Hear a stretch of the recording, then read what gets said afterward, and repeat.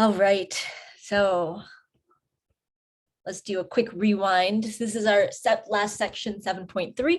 And in this section, we're really looking at other ways of incorporating transforms or translations into this idea of the Laplace transform. And in particular, we've been taking a look at other lines on that table, right? That table that should be bookmarked for us or definitely accessible during tomorrow's exam. I do want to say that the sort of two exceptions to our typical no calculator and, no resources outside of this class for tomorrow's exam. Of course, you can use the Laplace table. So please make sure that you have that a table that you are familiar with to use for tomorrow's exam. And then what was the other thing I wanted to say? Yes, if you want to use a matrix calculator, we went through that yesterday in class. I think that was actually a really great learning moment for a lot of us to just actually see that process one time. If you want to use a matrix calculator on the exam, that is absolutely fine. Just make sure that you show me your matrix, like what you typed in and then what your output was, okay? You don't need to write out all the intermediate steps right there for you. All right, and so over the last 2 days, we've taken a look at translation on the s-axis, and in particular, thinking about where this line on the table comes from, right? It's already in the table, and that's all fine and good, but getting a deeper understanding of where this shortcut comes from and why it works. We spent a lot of time in this framework of let's go ahead and find the Laplace transform and then the inverse Laplace transform. And we all know there's lots of partial fractions to be had here. We've taken a look at solving that initial value problem. And so that would be something that I would make sure you feel really comfortable with for tomorrow's exam, making sure that you can sort of take a differential equation and solve it either using Laplace transforms, or the other one that we learned in this last unit was the series solution, okay? Now, note that for the series solution, we didn't actually have initial value problems, but we just had a differential equation. And so when you're studying, just think about that. You want to make sure you know how to write the series solution for a differential equation, but when it comes to one with a Laplace transform, we really need to consider those initial conditions as well. Okay. All right, so then we took a look at a much longer problem. This is the one where we sat and we actually wrote out all the matrix that we wanted to input into the calculator. And we did show one matrix calculator yesterday, but there are plenty of other ones out there on the internet. So I would just make sure to spend some time figuring out which one works for you and that you feel comfortable using that particular format. Like, can you change the number of cells that it has so that you have the matrix that's the right size? That would be an important thing to practice, okay? So maybe even going back over some of the homework questions and trying them again with the matrix calculator, just so you're familiar with that technology, would probably be valuable. All right. Then yesterday we talked about this translation on the t-axis. So this idea that we could sort of have a off and an on position for our function, but really we're concerned more about a situation where we have a function and we just want to translate it so it has a later start time, essentially, okay? We did a couple examples and we are down to these last two examples here, all right? And so we're gonna take a look at example number 9 over here. Example number 9 says, find the Laplace transform of this function. And so we see that we have an f of t that involves cosine, but also has a shift. All right. In particular, we're saying that we want to start the cosine function, but not until t equals pi. Okay, not until t equals pi. And so there is a sort of handy formula, handy shortcut that we can use when we have this sort of function that we're trying to find the Laplace transform of, okay? And it looks a little something like this. We've got our Laplace transform of some function, we'll call it g of t, that has been multiplied by that unit step or that heaviside function. Okay. And so in this case, we could imagine that our g of t is actually like our cosine. All right.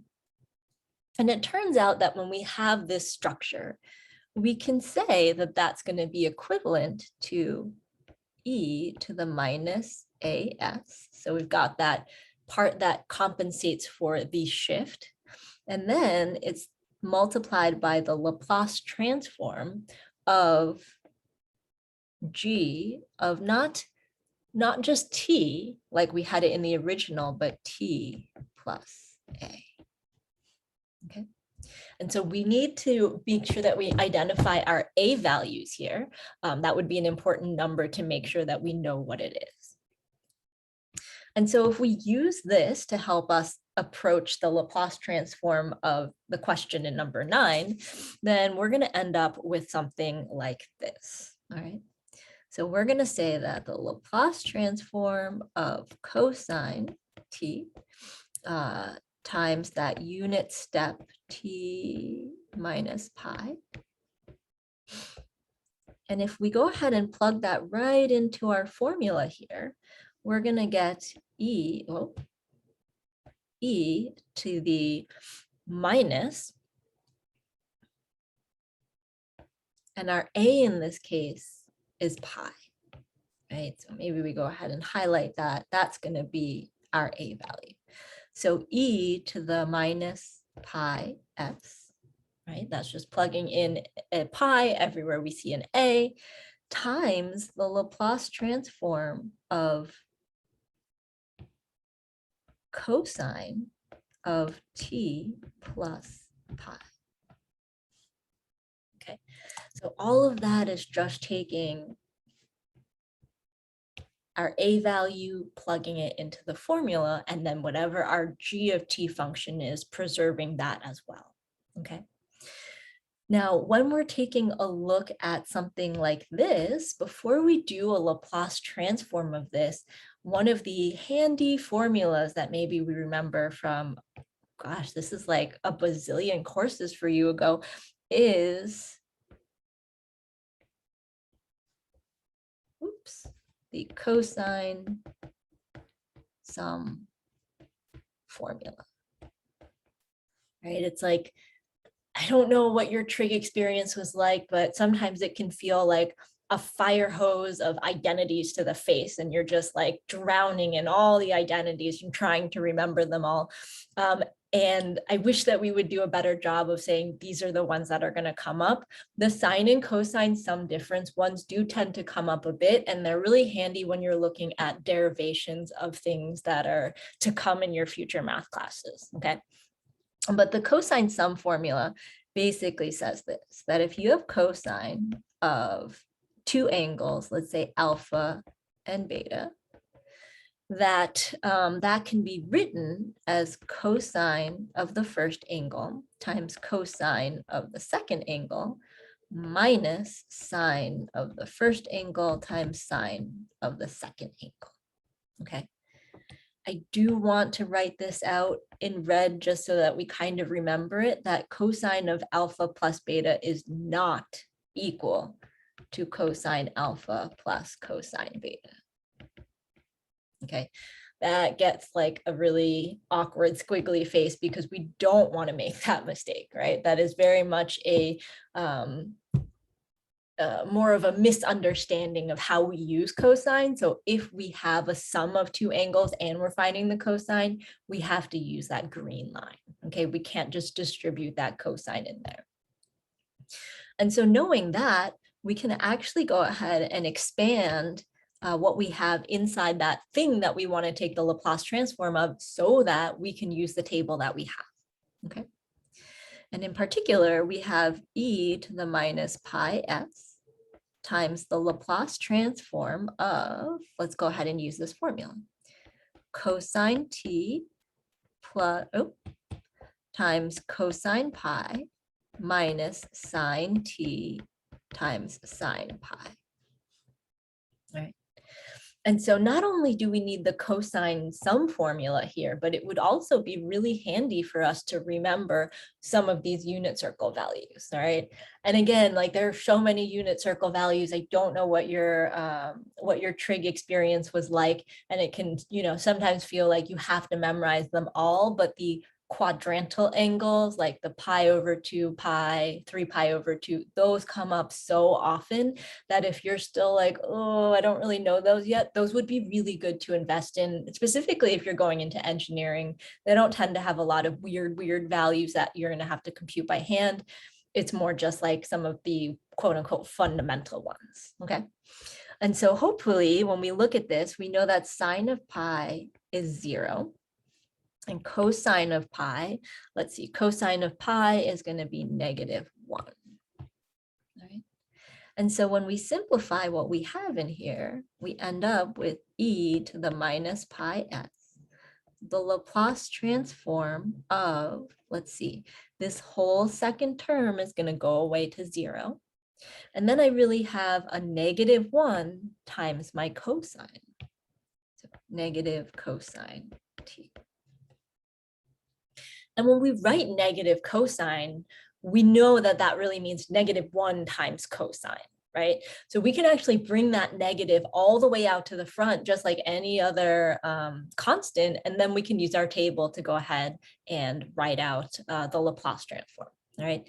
And so in particular, if we look at the table, we should see that the cosine part is going to be found in line number 8.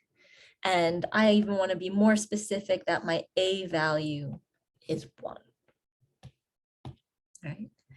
And so I'm going to end up with negative e to the minus pi s times, let's see, when I plug in 1 for my a, I'm going to get s over s squared plus 1. Okay. And so sometimes this formula comes in a little bit handy, and we're actually going to use that in example number 10 to go ahead and solve our very last differential equation in this Intro to Differential Equations course, okay?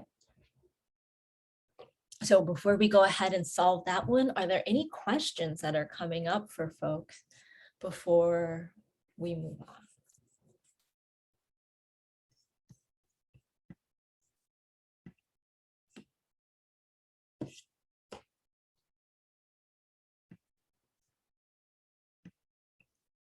All right, so let's go ahead and take a look at this example. All right, so we are going to finish today with a first order differential equation, y prime plus y equals f of t. And f of t is going to be defined by a piecewise function, okay? We also have one set of initial conditions where y of 0 equals 5, all right? Now, as you prepare for tomorrow's exam, I believe that the questions are second degree differential equations, okay? So more in line with some of the questions that we saw in the homework and maybe some of the earlier differential equations that we solved in like 6.2 and 7.2, 7.3, okay? So make sure that, that you're practicing not just the first order, but the second order ones as well. All right, so let's get started. If we're going to solve this using Laplace transform, then our first step is really to go from calculus to algebra. And we do that by applying the Laplace transform and initial condition.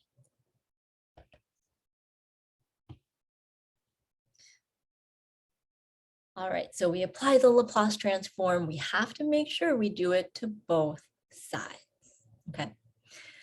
Now, on the left-hand side, y prime plus y, those we wrote in our notes, all right? But in case you have not discovered this yet, if you go down to the bottom of that table, right, the table, the link that I dropped in the chat, and you go to row 35 and 36, okay, you'll find the first, like, what do you put in for your y prime and what do you put in for your y double prime?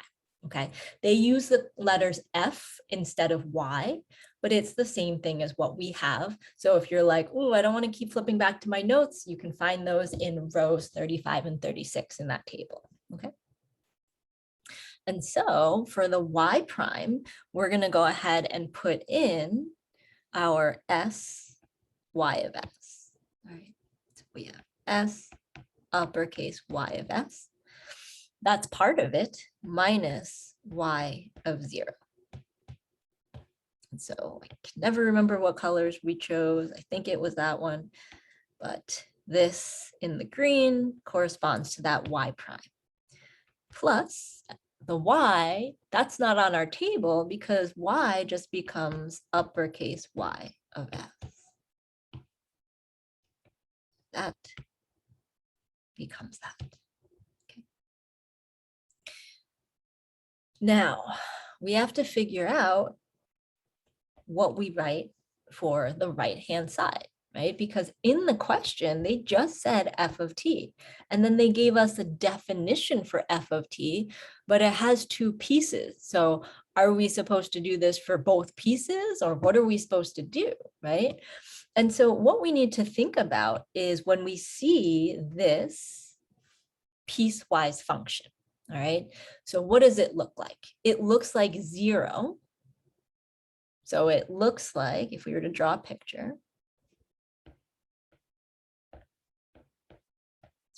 it looks like 0 until we hit pi,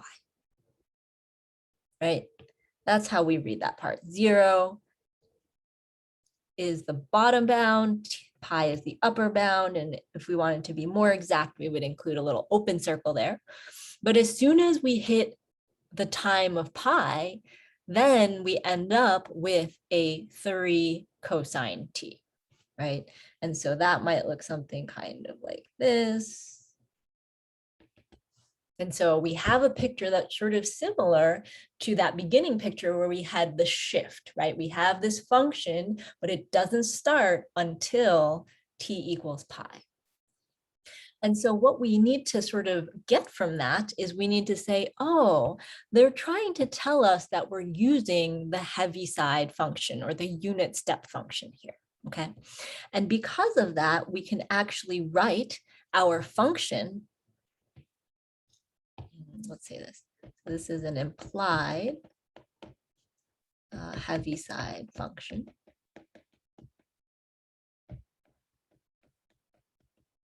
Right. And when we think about what that's going to look like, that's going to be our function 3 cosine t. But if it's not 3 cosine t all the time, it's only after pi. And so that's where we need to include that unit step of t minus pi.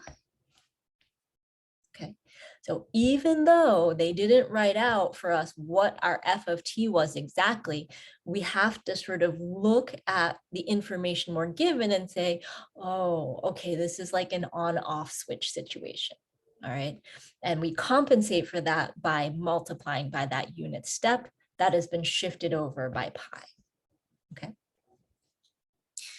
Now, the good news should be that we just did the Laplace of that function, right? So let's go ahead and bump this out. We make this the Laplace of that function, okay? And we're going to bring the 3 out to the front as the constant. And then we're going to say, hey, we just did part of this in example 9. So we know what the Laplace transform of the cosine t u of t minus pi is. And so we end up with, this is going to equal 3e to the negative pi s times s over s squared plus 1. Okay. All right, let's go ahead and apply those initial conditions as well and see what we need to get so we can get y of s all by itself. And so I'm going to do this. I'm going to go ahead and collect the y of s. Once I factor that out, I'll have an s plus 1. My y of 0 is 5. So I'm going to go ahead and do minus 5 equals, what do we have on this side? Well, we have, let's see, 3s over s squared plus 1 e to the minus pi s. And I've just rearranged some of the terms. I brought the 3 up to the top with the s, and then I moved the e to the minus pi s to the end. Hey, Judy. Yes, go ahead. Maybe I missed some. I thought that when we did this one earlier, we found it to be negative e to the negative pi s. Or did I write that wrong? Oh, no, you're right. Thank goodness we can just move things over, put in that minus sign, and make sure that minus sign is there as well. Thank you. All right, now that we've double checked all those signs, thank you so much for that. We're going to go ahead and add that 5 to the other side, and then we're going to divide by the s plus 1. Okay.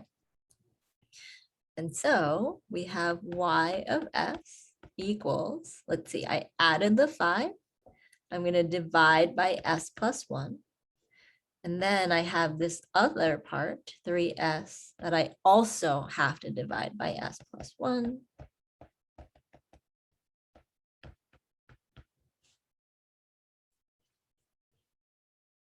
All right. Now we could sort of leave it at this point, right? We could leave it at this point and we could say, oh, let's go ahead and find the Laplace of each part, right? The inverse Laplace transform of each part. Or we could continue and do a little bit more prep work for ourselves. So knowing that we have to take the inverse Laplace, this first term, let's look at the table. Do we see something like this on the table? And I hope our answer is yes, that this first one looks very much like line number 2, right? So we're actually pretty good to go with that line. However, this one, we want to be thinking, oh, we need to do some kind of partial fraction decomposition, okay? And so let's go ahead and do that. All right, so we've applied the Laplace transform and our initial conditions. And then wherever you choose to do this, so if you want to do it in step 1 or you want to sort of bump it to step 2, I'll leave that up to you. But now we're going to be applying the inverse Laplace transform to find our lowercase y of t.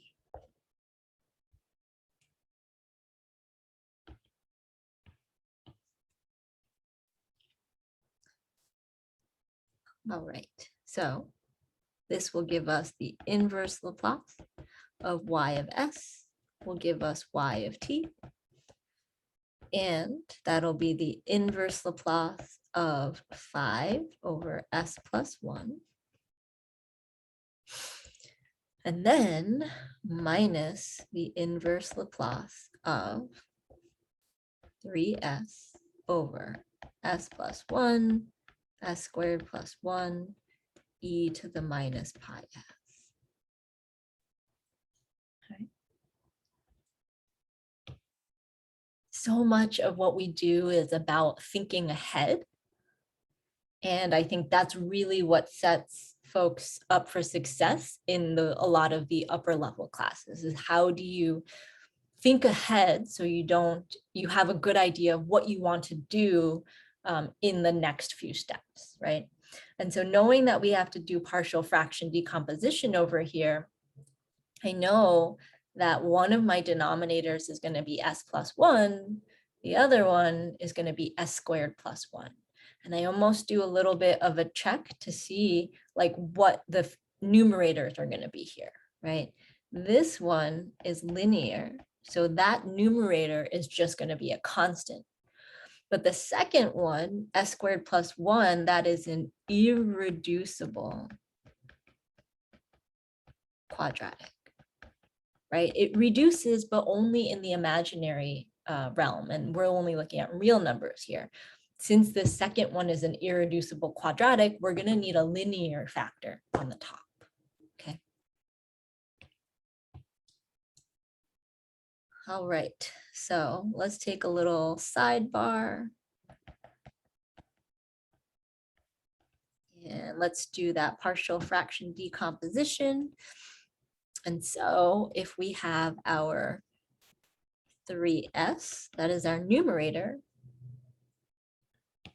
Let's actually write it out. Don't be lazy, Judy. 3s over s plus 1 times s squared plus 1 equals a over s plus 1 plus bs plus c over s squared plus 1. Okay. And so it's only two fractions, which is good for us, right? 3s equals a times s squared plus 1 plus bs plus c times s plus 1. Now, based off of what folks were saying yesterday about, and maybe thinking about practicing that matrix calculator for tomorrow, let's go ahead and FOIL all of this out. So we'll have as squared plus a plus bs squared plus bs plus cs plus c. Right. So I'll give you a moment to write out the equations that you would use to put into the matrix. Okay, if that is something that you want to do tomorrow, let's go ahead and take the time right now to write out what those three equations would be. Let me look up that matrix calculator that we used yesterday. Drop that link back in the chat for us. Okay, so both links that are sent out today, probably good ones to bookmark.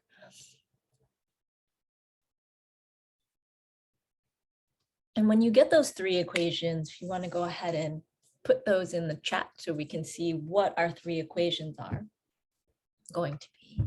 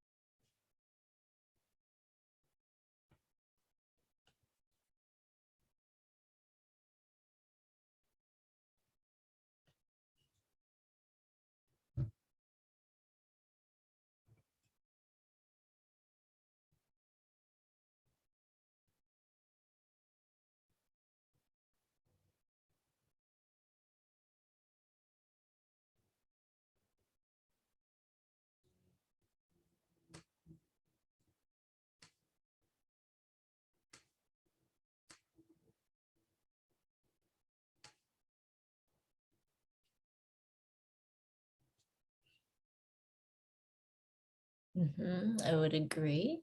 We've got a 1a. So let me write this out.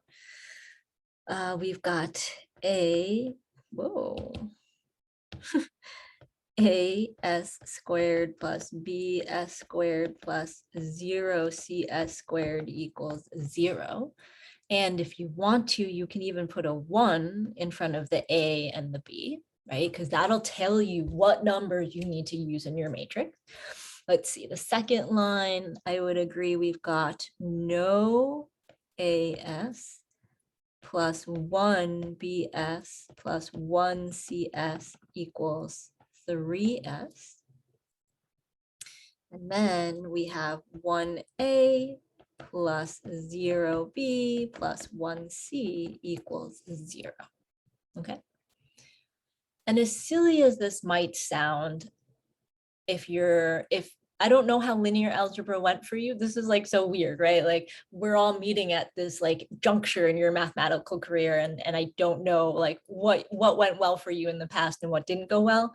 But I can imagine that if linear didn't go super well, maybe sometimes it's just knowing where to put those zeros, right? And writing out some extra numbers for ourselves. But once we have those, and it doesn't matter which one we put in first, okay? Typically I look for the highest degree and then I work my way down. But if you change the order and you start with the bottom and then work your way to the top, that's still gonna give you the same answer, okay?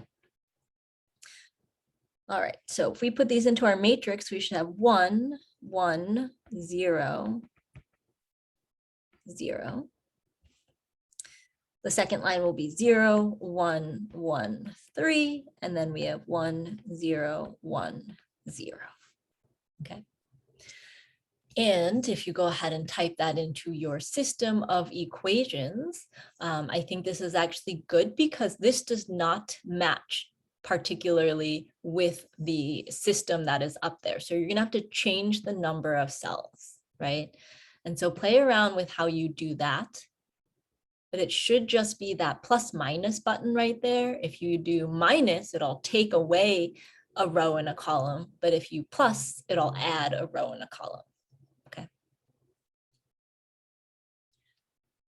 And so take a moment to do that, practice those computations, right? We want to make sure walking into a timed exam that we feel really good about how to use the technology there. And then when you get a chance, let's write down what our values for A and B and C are.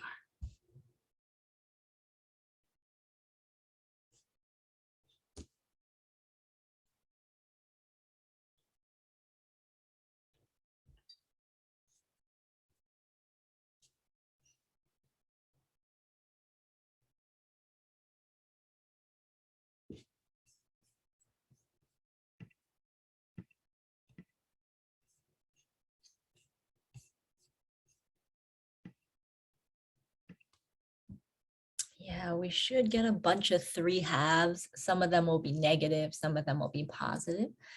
I agree that A is negative 3/2, B is a positive 3/2, and C is a positive 3/2. Okay.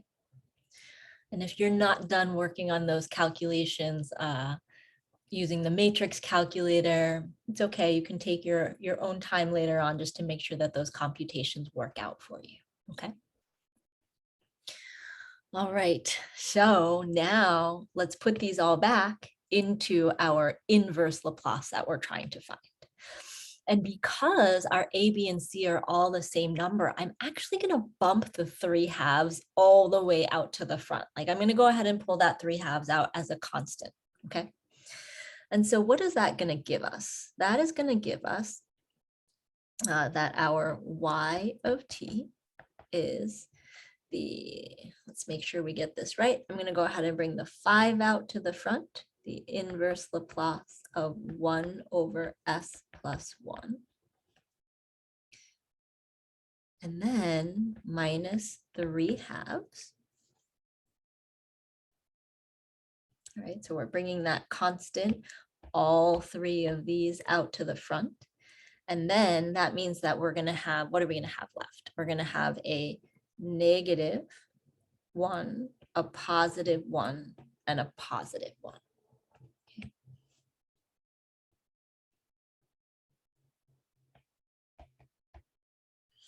All right, so we're going to get negative 1 over s plus 1, because that was the first fraction, times e to the negative pi s. I'm going to shrink this because I'm going to run out of room.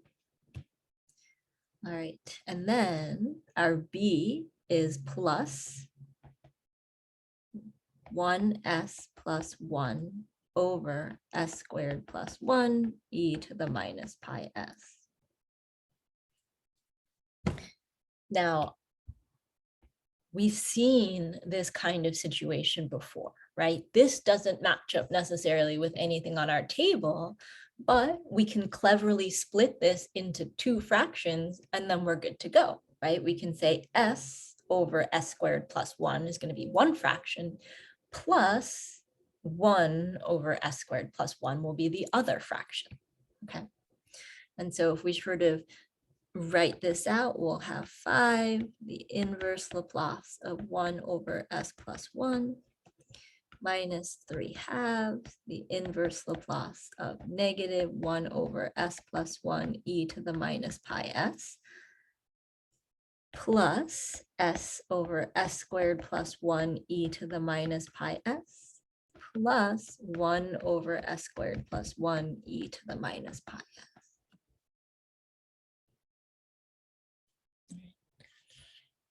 Now, I think we got really lucky in this problem because we don't have to do a whole lot of manipulation up here like we did yesterday, where we had to say, ooh, we need an extra 1, so let's borrow that from the other term, or we have to multiply by some sort of constant here, right, to make it have the numerator that we want it to have.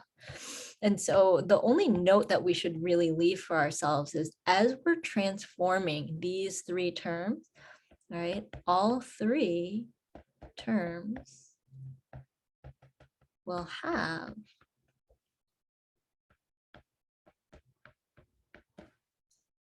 that unit step function multiplied to it, okay? Because all 3 of these have that e to the minus pi s. And that is our clue that we have shifted this, and that there was a heaviside function that sort of moved the starting point of when this part of the function got turned on, okay? This one though, the first one, that has no e to the minus pi s. So this function, this part of it was just on from the start. All right, so let's read through our table. Whoops. And see what we have.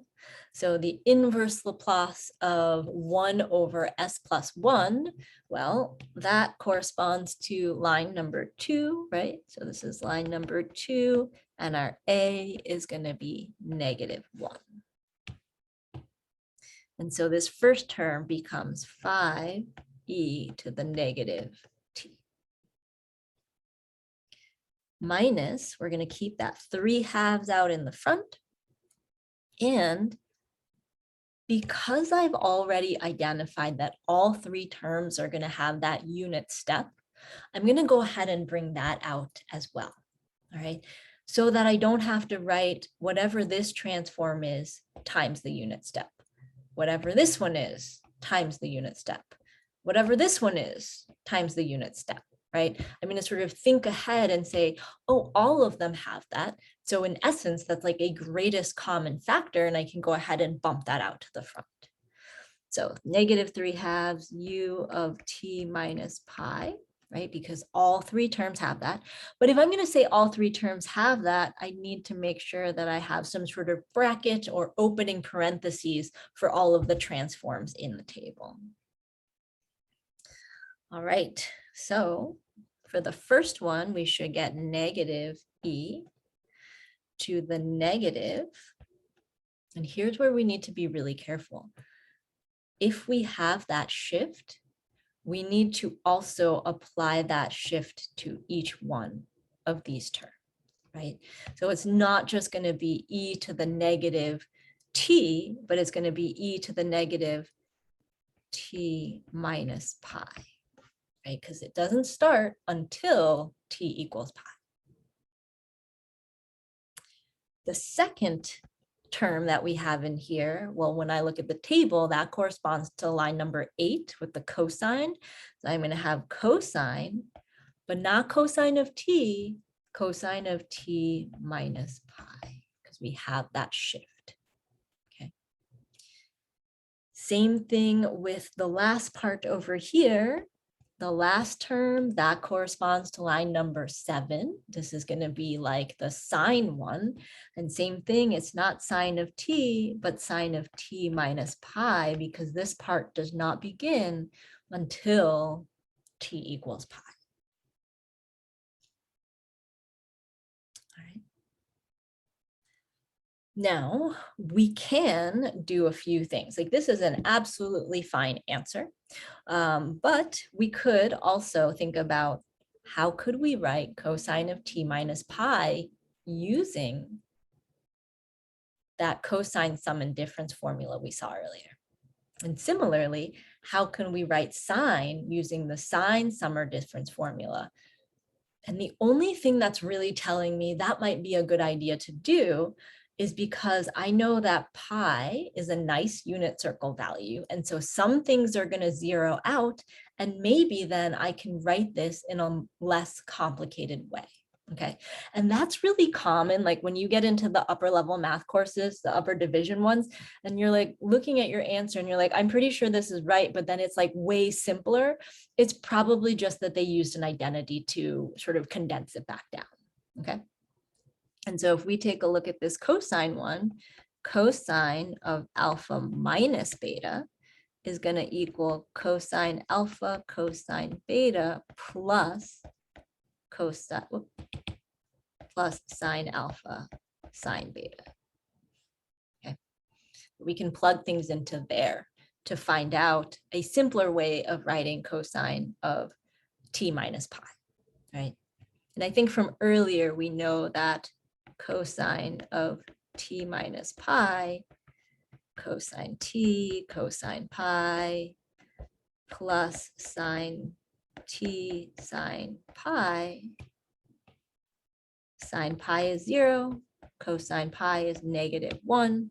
And so we can simply say that this is negative cosine t. Right. And so being able to write it just as negative cosine of t means that you have less things that you need to plug in and compute. And so that might be a reason why folks simplify that part down. Okay. Now we can do the same thing with the sine one, but there's a different formula for that. And so it turns out that sine of alpha, let's do both formulas together, plus minus beta. Okay. So when we add or we subtract the angles and then we take the sine of it, we end up with sine alpha cosine beta plus minus cosine alpha sine beta.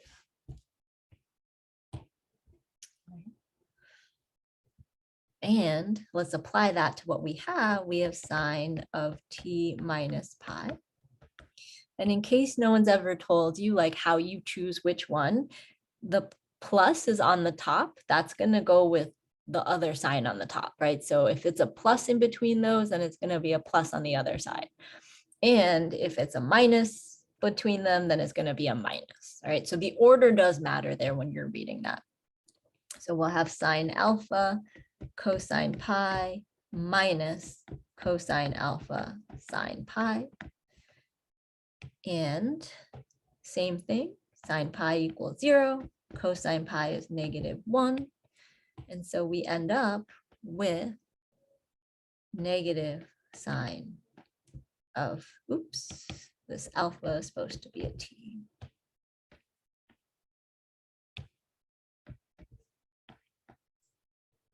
Okay. And so there's nothing mathematically wrong if you leave your answer like this, sine of t minus pi, there's nothing mathematically wrong with this.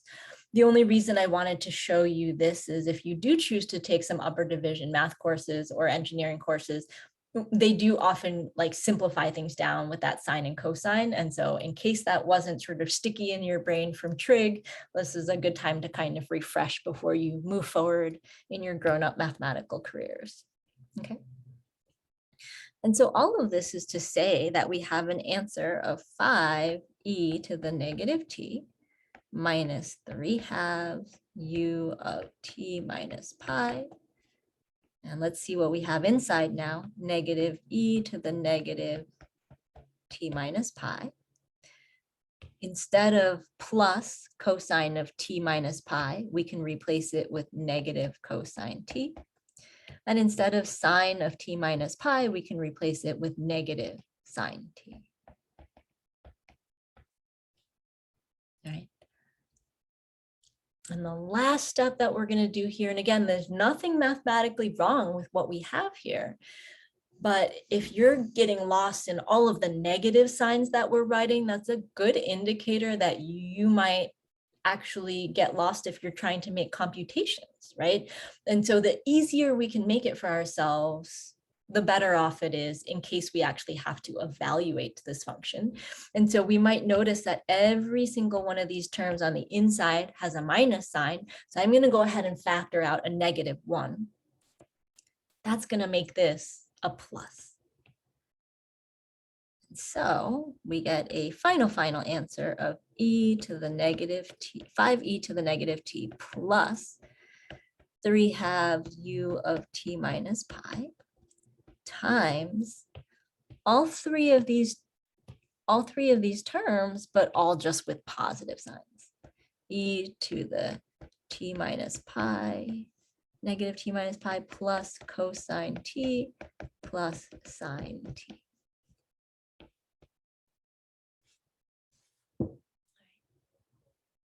And so if we sort of zoom in, here is the second half of this problem, along with the solution.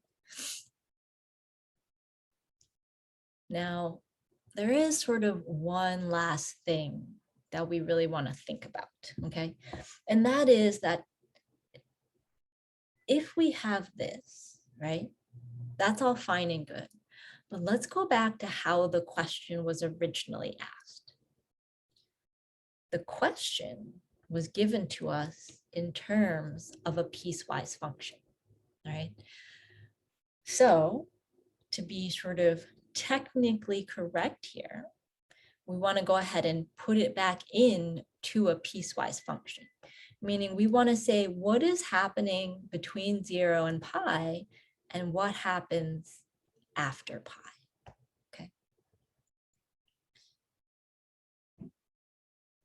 Now, I won't ask you to do something like this tomorrow, but I just want you to know, again, like if you're like looking up in answers, you're doing future homework assignments or whatnot, and you're like, how did they get to that step? It's probably just because it's this last bit where we want to say, okay, we got it in terms of a piecewise, so let's answer in terms of a piecewise. And we'll say y of t equals, and there'll be two lines here. The first line will tell us what's happening when t is between 0 and pi, right? And which one was the only part that was quote unquote on before pi? This one. Okay, that means that its corresponding value, 5e to the negative t, is the only thing that is happening when t is between 0 and pi. Okay, but after that, we're going to get that part plus this whole other part. And because we're writing the shift in like this part of the piecewise function, we wouldn't need to write u of t minus pi. We could just say 5e to the negative t plus 3/2 of e to the negative t minus pi plus cosine t plus sine t. And that is what happens when t is greater than or equal to pi. Okay, so being really careful about this part is sort of the on-off switch. That's one way of writing it. But if I write it as a piecewise function, I don't need that on-off switch anymore because it's built into the piecewise function. All right. And so folks, that brings us to the very end of 7.3. All right. So I'm going to go ahead and stop this video.